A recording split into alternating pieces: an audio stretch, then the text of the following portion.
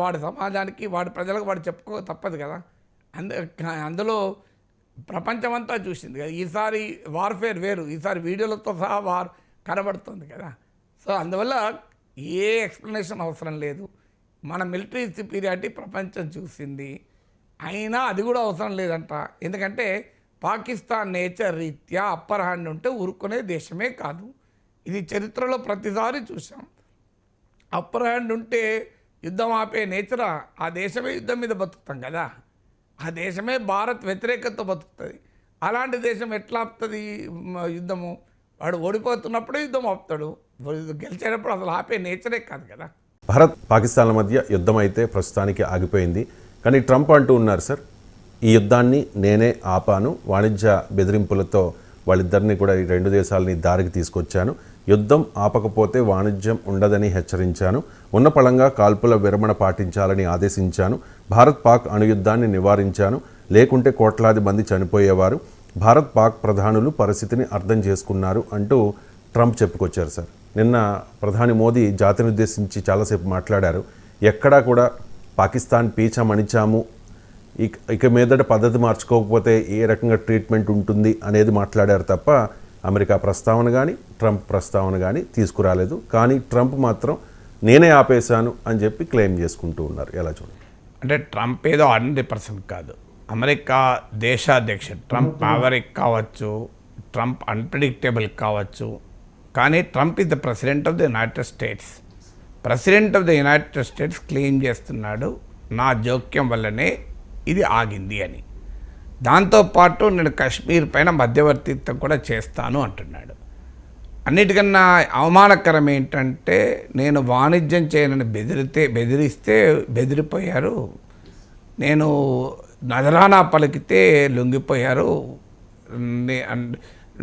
మీరు యుద్ధం ఆపితే నేను ఎక్కువ వాణిజ్యం చేస్తా, యుద్ధం ఆపకపోతే వాణిజ్యం ఆపేస్తా అంటే నా ట్రేడ్ వెపన్తో వాళ్ళని బెదిరించాను అంటున్నారు. Between India and Pakistan, ending a dangerous conflict of two nations with lots of nuclear weapons. And they were going at it hot and heavy, and it was seemingly not going to stop. And I'm very proud to let you know that the leadership of India and Pakistan was unwavering, powerful, but unwavering in both cases, and having these.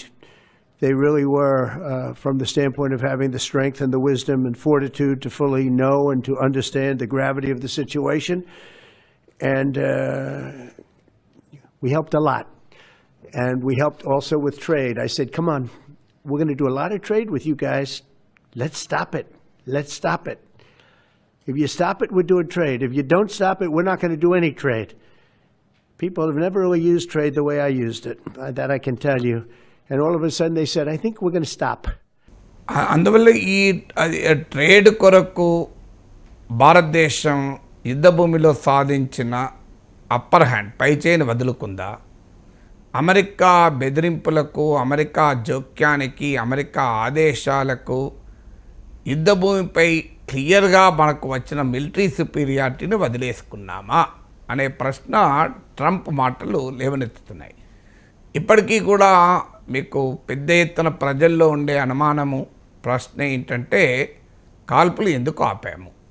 ఎందుకంటే ప్రధానమంత్రి మాటల్లో కానీ మన military అధికారుల వివరణలో కానీ స్పష్టంగా మనకు తెలుస్తుంది, పాకిస్తాన్ కోలుకోలేనంత దెబ్బతీశాం, తీవ్రవాద స్థావరాలని ధ్వంసం చేశాం, పాక్ ఎయిర్ బేస్ని నాశనం చేశాం, ఆఖరికి పాక్ మిలిటరీ హెడ్ క్వార్టర్స్ అయిన రావల్పిండిలోని నూర్ఖాన్ ఎయిర్ బేస్ కూడా నాశనం చేశాం.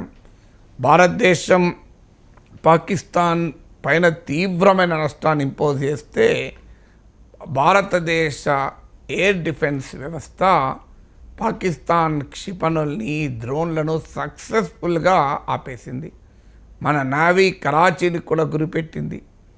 ఇంత బ్యాటిల్ ఫీల్డ్ అప్పర్ హ్యాండ్ వచ్చాక ఎందుకు అర్ధాంతరంగా వదిలేశాం? ఈ ప్రశ్న సామాన్య భారతీయుల నుంచి మొదలుకొని మీకు ప్రొఫెసర్ బ్రహ్మాచలాని లాంటి వ్యూహాత్మక రంగ నిపుణులు, అంటే బ్రహ్మాచలాని ఒక్కరే కాదు, ఇలా స్ట్రాటజిక్ కమ్యూనిటీలో చాలామంది రైజ్ చేస్తున్న ప్రశ్న. ఎందుకంటే మనకేమీ భ్రమలు లేవు, పాకిస్తాన్ తీవ్రవాదాన్ని ఆపుతుందని, అసలు కాల్పుల విరమణనే రెస్పెక్ట్ చేస్తుందన్న భ్రమలు లేవు. ఒకవైపు కాల్పుల విరమణ అంగీకరిస్తూనే మరోవైపు దాడులు చేస్తున్న నిన్న కూడా సాంబా ప్రాంతంలో జమ్మూ కాశ్మీర్లో ప్రైమ్ మినిస్టర్ స్పీచ్ ఇస్తున్న సమయంలోనే డ్రోన్లు గుర్తించబడ్డాయి. పాకిస్తాన్ తీవ్రవాదుల్ని అప్పచెప్తానని ఏం ప్రామిస్ చేయలే. మసూద్ అజర్నో, హఫీజ్ సయీద్నో పహల్గామ్ దాడిలో పహల్గామ్ దాడిలో బాధ్యులైన ఏ తీవ్రవాదిని మనం అంతం చేయలే. ఏ తీవ్రవాదిని మనకు పాకిస్తాన్ అప్పచెప్తానని ప్రామిస్ చేయలే. పాకిస్తాన్లో ఉన్న తీవ్రవాద స్థావరాల్ని క్లోజ్ చేస్తామని పాకిస్తాన్ హామీ ఇవ్వలే. ఆఖరికి మనం చెప్తున్నాం తప్ప పాక్ బతిలాడింది, పాక్ ప్రాధేయపడింది, పాక్ శరణుజొచ్చిందని వాడు మాత్రం మేమే గెలిచామని చెప్పుకుంటున్నాడు. ఇలాంటి సమయంలో ఎందుకు ఆపాము?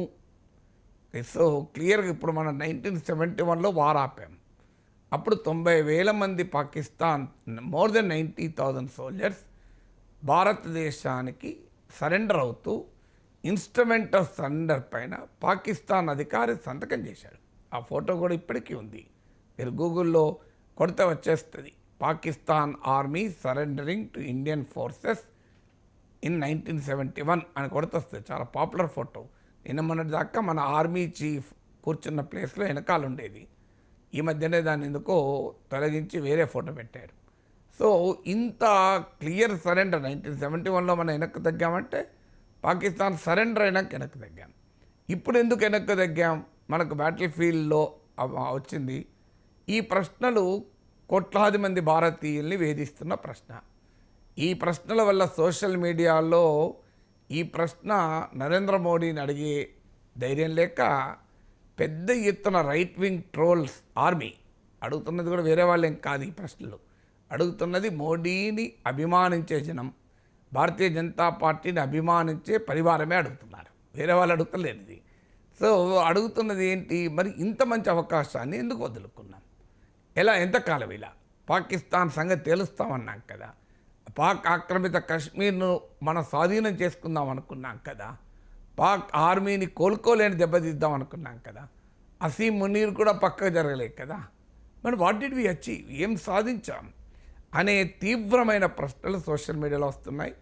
ఇది ఏ దశకు దారి తీస్తుందంటే ఎవరిపైన కోపం వ్యక్తం చేయాలో అర్థం కాక ఈ కాల్పుల విరమణ నిర్ణయాన్ని భారత ప్రభుత్వం తరఫున ప్రకటించిన ఫారిన్ సెక్రటరీ విక్రమ్ మిస్త్రీ పైన మామూలుగా ట్రోలింగ్ లేదు. ఆయన భరించలేక ఆయన ఎక్స్ అకౌంట్ ఆపేశాడు.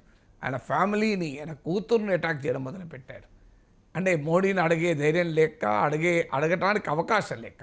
ఎందుకంటే మోడీ ప్రత్యర్థులు, ప్రతిపక్షాలు అయితే అడుగుతాయి. మోడీని అభిమానించే జనానికే ప్రశ్నలు, వేరే వాళ్ళకి కాదు ఈ ప్రశ్నలు. మోడీని, బీజేపీ పరివారాన్ని విపరీతంగా అభిమానించే వారి నుంచే ప్రశ్నలు. మరి ఎందుకంటే పెరిగిన జింగోయిజం, అది అతి జాతీయ